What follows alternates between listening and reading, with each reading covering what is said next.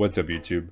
Today we're actually going to be looking at the Master Premier because we haven't looked at it all week and it has been available, and it's one of the first times that I'm actually able to play a Master League rotation. So I'm just basically taking a look at the top 3 meta ranked Pokemon. In my opinion, we've got Metagross, Florges, and Gyarados. It's a pretty straightforward team. You've got Metagross on the lead as a steal, which beats both your dragons and your fairies, and then you cover its fire and ground weakness with a fairy that has access to chilling water in Florges and a water flying, kind of acting as a pseudo dragon in Gyarados in the back. As you can see, they're ranked 1, 2, and 6 in the Master Premier, so this is a very high ranked team.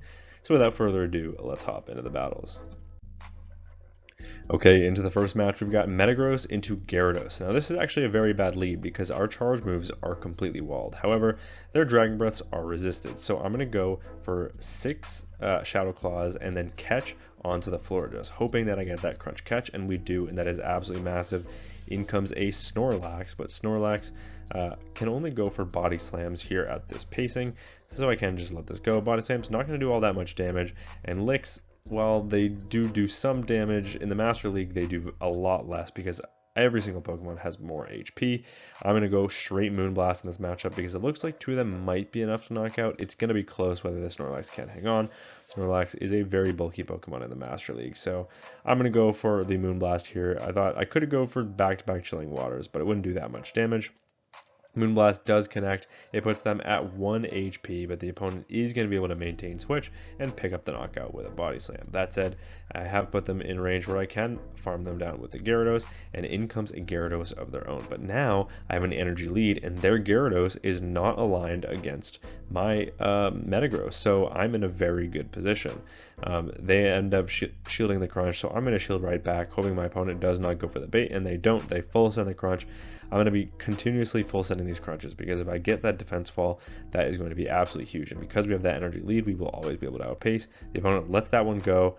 I was thinking about letting shielding this one up in case it is a Metagross in the back, but I match shields. But in the back is a Kingambit. Now, Kingambit is a very difficult Pokemon for this team as it is kind of a core breaker for the Metagross Florges core. However, I have such an energy lead here, and I'm not threatened by a foul play to knock me out here, so I can just let this go. It's going to take 2 of those to knock me out, and they will be able to outpace me, but I still have a shield left in play. And the opponent pretty much threw right away, which should allow me to overfarm a little bit in this matchup and go for the Earthquake once I'm at 100 energy. This will allow me to come out of this matchup with a little bit of residual energy. Earthquake one-shots the Kingambit, back in comes the Gyarados, but Gyarados is energy dry, which means I outpace them, make it to a Meteor Mash, and even though this is resisted damage, it picks up the knockout on the Gyarados, and we are able to take a Game 1 win. Into the next match, picking up a good lead, we have Metagross into the Togekiss. The opponent safe switches into Rhyperior, only to be met with Gyarados. Now, Gyarados, of course, double resists the Mud Slap, so the opponent's fast move is doing very little damage, but Rock Wrecker one-shots Gyarados, so I basically always have to respect it, even if they do go for a bait. The opponent ends up baiting with a Breaking Swipe, lowering my attack, and that puts me in a very awkward position because now this double super effective Aqua Tail is not going to be enough to knock out, so the opponent knows this. They let it go, playing out the one shield scenario. I am, however, going to commit a shield. We get the second shield call correct on the Rock Wrecker. The opponent instead pivots back into their Togekiss, knowing that they aren't going to be able to take switch, and now back in comes the Metagross. Metagross can look to overfarm a little bit here, go for the Meteor Mash.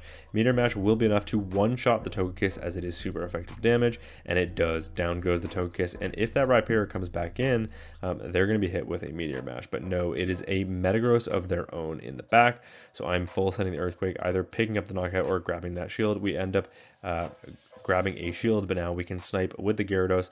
This is a super effective Crunch. It does big damage to the Metagross. The opponent is completely over it. They resign the match, and we are able to take that win. Into the next match, picking up a very tricky lead, we've got Metagross into Magnezone. Now, the reason this is a tricky Pokemon is because Meteor Mash is double resisted, and they outpace me to the charge move. However, if I shield up a Wild Charge, they're not going to want to take any damage from a double debuff charge move, so instead, they're going to pivot into a Gyarados after throwing their energy, and now in comes Florges. Florges has a very dominant matchup here as Dragon Breath is double resisted and Crunch is single resisted. I will go straight for the Moonblast. There's no point in baiting here because it's like 3 Aqua Tails are not enough to knock out. I think they need to get to 4 in order to do any meaningful damage, and by that time I will easily have reached a Moonblast plus a Chilling Water. I'm not positive a Chilling Water would KO from this range, so I may actually full send a Moonblast here, and if the opponent commits the shield, then that is when I will throw the Chilling Water. So we'll go full send the Moonblast here.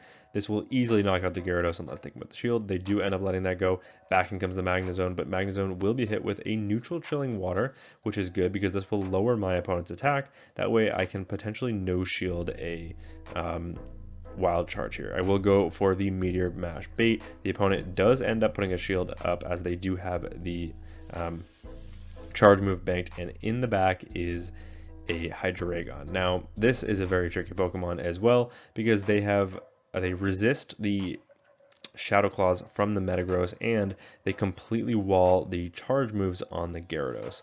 So maybe I should have thrown some energy there on the Metagross to at least chip this or grab a shield, but now in comes the Gyarados. At least Dragon Breaths are super effective, and these will start adding up even if my opponent lets the charge moves go.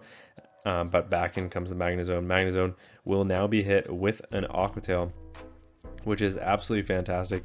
This actually picks up the knockout. The opponent lets that go. Back in comes the Hydreigon. They're trying to commit to it, but I snipe with the Metagross, and that means because we win CMP in this matchup, this game is over. I can just under tap the move. Metagross will be able to connect with a second Meteor Mash, and Meteor Mash from this range easily picks up the knockout on Hydreigon, and we are able to take that win. Into the next match, we've got Metagross into Florges. This is another good lead. The opponent is going to save switch into a Garchomp, and Garchomp will be hit with the Florges. Garchomp has a very poor matchup here as Earth Power does maybe 60% to the Florges. We're going to find out, maybe like 55. And because their Dragon Tails are double resisted, we can just go straight for the Moonblast, and Moonblast will do huge damage. It picks up the knockout on the Garchomp there, and now back in comes the Florges. Florges will be hit with yet another Moonblast that does huge damage, putting them into the yellow health range, and if the opponent doesn't throw energy, I will be able to make it to a Chilling Water as well, so they will have to throw here. They end up going for the Chilling Water bait. That allows me to get to yet another Moonblast, and Moonblast from this range, despite the debuff, will pick up the knockout on the Florges after one more Fairy Wind, and in the back is a Rhyperior, which means this is fantastic because we have a 2-shield Gyarados against our Rhyperior in the back, so the opponent instantly resigns the match, and we are able to take that win. Picking up a very tricky lead in the next match, we've got Metagross into Kingambit. So like I said, this is a core breaker for this team, but here is an interesting thing that you should know about this matchup. You have to stay in, and you have to build up to the Earthquake, and then you have to bait with a Meteor Mash, because Metagross actually wins the 1-shield scenario because Earthquake is enough to knock out. So if you grab that shield with a Meteor Mash, you are in a great position. They will make it to back-to-back foul plays before you make it to that Earthquake, but they will not get to a third foul play if you bait with a Meteor Mash before you get to the Earthquake. So this is absolutely massive because now I can go straight for the Earthquake. Earthquake picks up the knockout in the Kingambit. We win the 1-shield scenario. In comes a Rhyperior. I don't want to concede that farm down, so in comes Florges. Florges will have to take huge damage here from a Rock Breaker, so I will end up putting up the shield.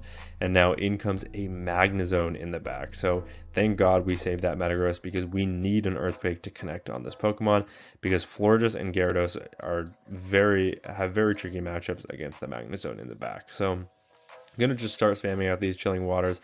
Hopefully I've put them in a range where even a Wild Charge is not going to be enough to knock out. They go for the Wild Charge. That does very little damage to the Florges. And now here comes a third Chilling Water doing so much damage with these charge moves. And now in comes the Rhyperior, but Rhyperior will be outpaced by the Gyarados. Gyarados makes it to a double super effective Aqua Tail. This will do some very solid chip to the opponent, but it will not be enough to knock out, which means they will be able to completely knock me out with a Rock Breaker here, but that is okay because that means they're not getting farm on their Magnezone, so they cannot make it to back-to-back charge moves. And if I come in with my Florges here, I can look for the full Fairy Wind farm down, come out so close to a charge move, the opponent ends up throwing the Volt Switch, so here comes a Chilling Water. This is neutral damage. It nearly knocks them out. I'm just going to stay in and force them to throw this energy because I would get 2 Fairy Winds at the same time they would get to the Volt Switch. So by forcing them to throw energy, I can just Shadow Claw, farm down with the Metagross, and we are able to take that win. Picking up another good lead, we've got Metagross into Florges in the next matchup. The opponent safe switches into a Rhyperior, and in comes Gyarados. Gonna play out this matchup the exact same way as the last one. I'm going to start spamming out these Aqua Tails. This opponent, however, actually lets the first one go. They can live it. It's double super effective, but Aqua Tail is obviously not a fantastic move. They end up full sending the Rock Breaker here. I'm looking for the full farm down. Not sure if I was able to quite get it, so I am going to play it a little bit cautious here and go for the Aqua Tail to pick up the knockout on the Rhyperior. Back in comes the Florges, but Florges will have to throw energy in order to pick up the knockout here. So now I'm just going to start spamming out these Aqua Tails. These Fairy Winds really not doing that much damage, and if they let me get to a lot of these Aqua Tails, I'm going to really start chipping this Florges. So here comes Aqua Tail number 2 on the Florges. That puts them into the yellow health range, and now this is a point where I can actually come in with my Florges if I want to beat their Florges, but instead I'm going to catch the Moonblast where it is resisted, and now in comes a Excadrill. Excadrill will be hit with the Earthquake unless they commit a shield. The opponent has very high likelihood to shield this, so I probably should have gone for the bait, but the opponent is looking to get to the back-to-back charge moves before they throw, and I knew they were going to do this, so instead I throw the Meteor Mash on the CMP tie, winning CMP one turn before I make it to the next Earthquake. So my opponent had perfect counting, but because I knew exactly what they're going to do by throwing one before, that puts me in a fantastic position. The opponent will blind throw a charge move here. I will put up the shield. It is the Rock Slide, and now back in comes the Florges, but because I've grabbed the 2 shields from the opponent now, I'm looking like I'm in a very good position. They full send the Moonblast. It's not enough to knock out. I make it to a Moonblast of my own, and this will be enough to knock out the Florges. And now they will be forced to throw energy as well in order to pick up the knockout here, or else Florges will be able to connect with a Chilling Water. The opponent does end up laying to the CMP tie, picking up the knockout with the Drill Run, but it's too little too late. They just do not have the energy they need to win this game. I am going to make it to 8 Aqua Tail here, but the opponent has forced close the app, which means we are going to be able to take this win. Into the next match, we've got Metagross into Metagross, so a mirror lead. Let's see how we want to play out this matchup. Obviously, Shadow Claws are super effective going both ways, and Meteor Mash is resisted. So what I'm going to do is I'm going to farm up to the Earthquake and go for the Meteor Mash bait, but the opponent ends up catching that where it's resisted on to the Gyarados. So what I'm going to do is I'm going to rebank a Meteor Mash and then come in with my Florges to absorb this energy. They can, of course, start spamming out these Aqua Tails, but the Shadow Claws have put the Shadow Claw plus the Meteor Mash have put them in range where one Moonblast will be enough to knock out. So I can let 2 of these Aqua Tails go and then look to pick up the knockout with the Moonblast. Moonblast from this range will easily knock out the Gyarados as they are into the yellow health range, and they will end up letting that go. And if they come back in with the Metagross, they're going to have to throw energy here, or we'll be able to connect with a Chilling Water. And Chilling Water is neutral damage. It puts them into the yellow health range. I end up sniping with my Metagross, hoping to grab a shield from my opponent. They know I only have the Meteor Mash bank, so they do actually let that go. And now in comes Rhyperior. They have so much energy on that Metagross. It is very scary. They're probably at nearly back-to-back Meteor Mashes. I will grab a shield with the Meteor Mash. That is the first shield of the match, which is absolutely huge because now I can just come in with my Gyarados. You see I'm waiting up the switch timer so that I have a catch available to me later on. I will of course put up the shield on a potential Rock Breaker. They end up full sending that charge move, and now I can look to connect with an Aqua Tail. This is double super effective damage. Does the opponent want to commit a shield? Of course they do, because they need to get rid of this Gyarados. So what I'm going to do is I'm going to save that shield, sacrifice my Florges. We end up getting a Surf catch, which is absolutely massive, because now if I put up a shield on a bait, it would have probably been game over because they would have been able to connect with a Rock Breaker. But we are able to outpace, make it to the Aqua Tail, and now we can just Dragon Breath, farm down the Metagross, and we are able to take that win. Into the next matchup, we've got another Metagross mirror lead. So I'm going to play this one out the exact same way, but the opponent ends up safe switching into a Hydreigon, only to be met with the Florges. Florges, of course, has a fantastic matchup here, as Fairy Winds are double super effective, Brutal Swing is resisted, Dragon Breath, Dragon Pulse is double resisted. So unless my opponent is running Flash Cannon, they are completely walled, and the opponent, because they threw right away, showed that they were not running Flash Cannon. Back in comes the Metagross as a fully undercharged Moonblast actually does pick up the knockout. And now we are going to start spamming out these Chilling Waters. The opponent is forced to throw energy here, otherwise I would make it to yet another Chilling Water. The Immediate Mash does pick up the knockout, but now I can align my Gyarados, and in the back is a Mamoswine. But this is not a Powder Snow Mamoswine. I have fallen into my opponent's trap, but fortunately for me, Meteor Mash is still super effective, so I'm able to grab one shield from my opponent. Can I get to a second charge move? Yes, I can. Going to be able to grab 2 shields from my opponent, so all I have to do is basically shield up all of the avalanches from my opponent, get to an Aqua Tail to pick up the knockout, and this game is over because I am a complete wall to energy from the Metagross. So putting up the shield, it is actually an Icicle Spear, so the opponent is running for a little bit better pacing with that Mud Slap. They do get 2 back-to-back Icicle Spears, but now I will just under tap the move. Here comes the Aqua Tail to pick up the knockout on the Mamoswine, and now we have a complete wall to energy against the opponent's Metagross. They are actually able to outpace me to the first charge move because they did have a little bit of energy here, but I'm going to be able to go for a Crunch, and I will be able to outpace the opponent if Crunch is not enough to pick up the knockout. So here comes Crunch number 1. That puts them deep into the red health range. I'm also able to make it to an Aqua Tail as the opponent is at 1 HP, which means this will be knocking the Metagross out, and we are able to take that win. But yeah, that is the 3 meta staples and probably the best team that you can run for the Master Premier of this rotation. Magnezone is, of course, a tricky Pokemon to deal with, but as you saw, we've faced several Magnezones in these matchups, and we were able to beat each of them. It's definitely a tricky Pokemon to play around, though, so don't get me wrong. And there's a couple other Pokemon that could give you some trouble. But overall, this team was really, really strong and was a lot of fun to play.